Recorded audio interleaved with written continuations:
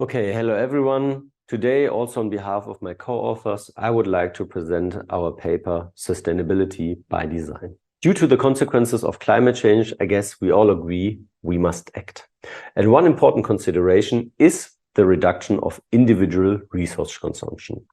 For example, within the European Union, as much as 24% of the yearly energy is consumed by individual households. So here lies a great potential. Individual energy consumption is mainly caused by energy-intensive daily routines.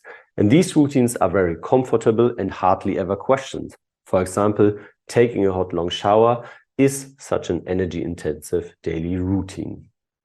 Many of such energy-intensive routines have in common that they are immediately comfortable at the moment we perform them. But in contrast, sustainability goals are very abstract, they are future-oriented, they are often beneficial for others instead for ourselves, and they are often exhausting and not always comfortable.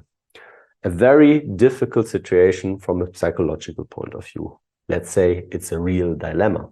And one everyday routine we have taken a close look in our study is doing the laundry. On the one hand, because doing the laundry is responsible for about 5% of total household electricity consumption in the European Union. And on the other hand, because it's not addressed by much studies in HCI, and there are not many efforts by manufacturers to change something.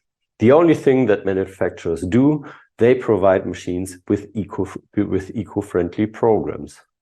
However, according to the internal data of a worldwide operating manufacturer, less than 5% of the users actually use eco-friendly washing programs. So the mere existence of eco-friendly washing programs may not be enough. So the question is, how can interactive technology encourage users to use eco programs more frequently and thus consume less energy when doing the laundry? Of course, such a change in behavior is nothing new in HCI. Under the term of sustainable human-computer interaction, two approaches can be broadly summarized. The first approach uses feedback and arguments to persuade users to behave differently. Here, the underlying assumption is that users make rational decisions, but lack the right information and knowledge to do so. And this category includes, for example, persuasive technologies. The second approach relies on situational interventions to prevent impulsive behavior and disrupt routines. Here, the underlying assumption is that people usually do not act rationally, but are mainly driven by unconscious impulses, automatic routines, and limited resources for conscious decision-making. In this category, you can find, for example, nudge or pleasurable troublemakers. From psychological perspective, both approaches can be explained by dual process models. Broadly, dual process models say that human behavior is determined by two systems, a reflective and an impulsive system. In the reflective system, behavior is elicited as a result of a decision-making process that is characterized by reasoning and the use of knowledge. So information and arguments are used in a very slow and very cognitive manner. And of course, this system is dependent on willpower and cognitive resources, and both are, of course, limited. And therefore, on the other hand, there is another system, an impulsive system. In the impulsive system, behavior is elicited by perceptual input that activates learned behavioral schemata. This process is fast and requires little or even no cognitive effort at all.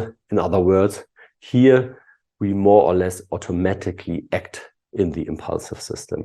And based on the two approaches of sustainable human-computer interaction and with dual process models in mind, we designed 4 interfaces that were intended to encourage users to select eco programs more frequently. As a default condition, we used a standard interface of a washing machine of a global operating manufacturer. So here you can see the system, you can select the different programs and temperatures and other extras and start the machine. And the first 2 experimental conditions are based on a persuasive approach, of course. In other words, are based on a reflective system or address a reflective system. The interface on the left displays the consumption of the settings made, and you can compare this with the consumption of a very effective eco program. The interface on the right does more or less the same, but you also have a limited budget for washing. So if you wash a lot and with high consumption or settings with high consumption as a consequence, the budget is consumed quickly, more or less similar to a bank account. The other two experimental conditions are based on situational interventions, so they address an impulsive system. On the left-hand interface, users can make settings in the usual way. However, before the machine is started, the machine suggests an eco program as an alternative to the settings made by the user. And in the interface on the right, the user specifies which laundry to wash, and the machine suggests different suitable programs, but always also an eco program. And all programs or all concepts were implemented as web-based functional prototypes, and all underlying data about the energy consumption, so the detailed consumption of each setting, was based on real consumption data of a worldwide operating manufacturer.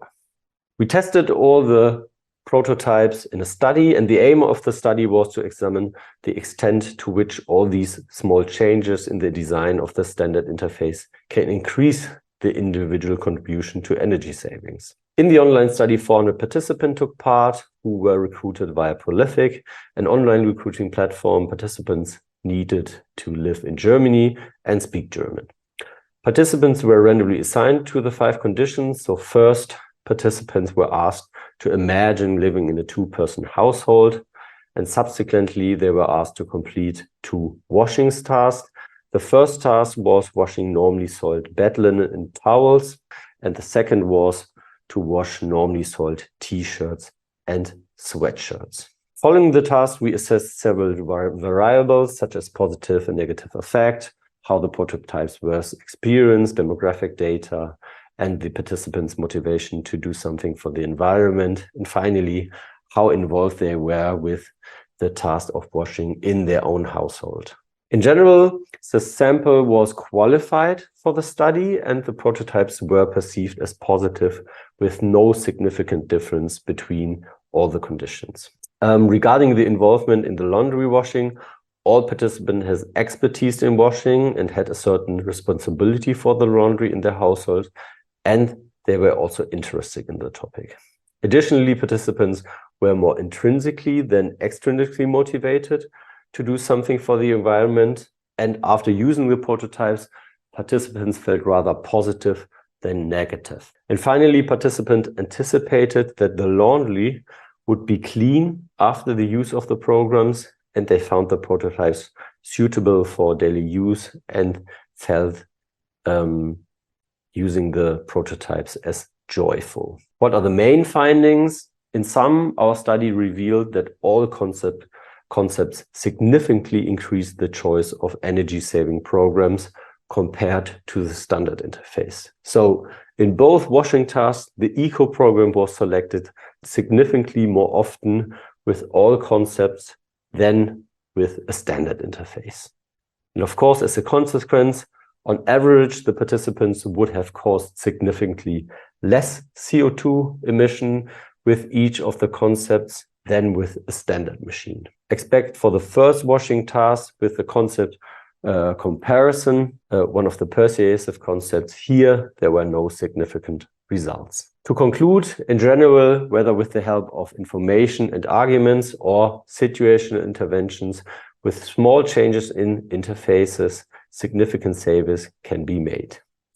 This influence on users' behavior is, with few exceptions, not perceived as patronizing or restricting in our study. It is accepted by the users, and as the savings show, it is implemented. Our results indicate that different approaches come with different results.